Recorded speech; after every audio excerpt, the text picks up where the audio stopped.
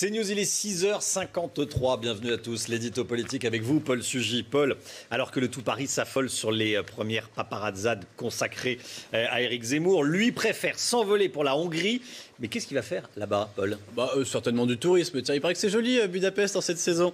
Non, officiellement, Éric Zemmour est invité à participer à un colloque, un sommet sur la démographie et la famille. Un thème dont vous savez qu'il est cher à cet éditorialiste qui disait, je le cite dans son dernier livre, « La France n'a pas dit son dernier mot. On sait que les lois de la démographie s'imposent toujours en histoire. » En fait, c'est presque du Nicolas Sarkozy dans le texte. L'ancien président disait dans une tribune dans Paris Match, c'est la démographie qui fait l'histoire. Dans le JDD reprise par Paris Match, pardon. Oui. C'est la démographie qui fait l'histoire. Et d'ailleurs, l'ancien président n'avait pas autre chose en tête que le déclin de l'Occident en disant cela, puisqu'il ajoutait que l'Europe représentait un tiers de la population mondiale en 1950 et à peine plus de 8% aujourd'hui. Alors la démographie et la famille sont un thème donc cher à Éric Zemmour. On peut d'ailleurs se douter que si jamais il se décide à être candidat, ils feront partie des priorités politiques de son programme.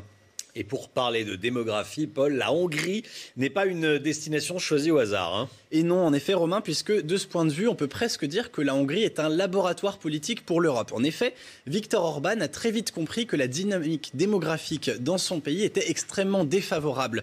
Un chiffre tout simplement, par exemple, ceux qui s'amusent à faire des prévisions disent que, alors que la Hongrie compte aujourd'hui 9,8 millions d'habitants, cette population pourrait tomber à 8,3 millions en 2050, c'est-à-dire 1,5 million de personnes en moins.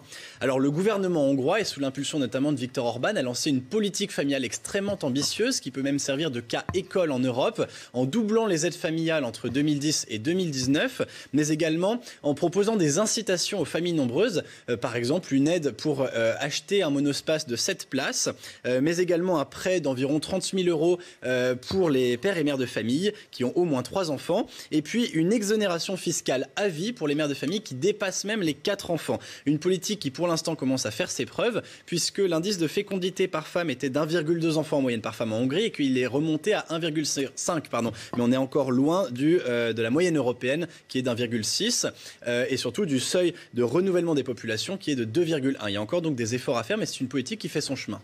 Paul, en chemin pour aller à cette conférence, il est possible qu'Éric Zemmour fasse un détour demain matin. Et oui, et c'est tout l'intérêt. On ne peut rien vous cacher, Romain. Vendredi matin, donc, Éric Zemmour devrait, selon les informations de mon confrère Charles Sapin au Figaro, faire un détour par le théâtre du Palais, la demeure de Viktor Orban.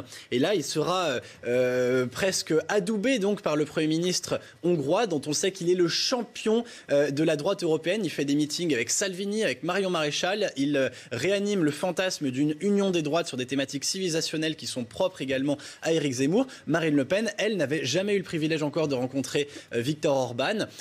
Si le soleil se lève à l'Est, en Europe, on peut dire aussi peut-être que les candidatures présidentielles en font de même. Merci beaucoup, Paul Sugy.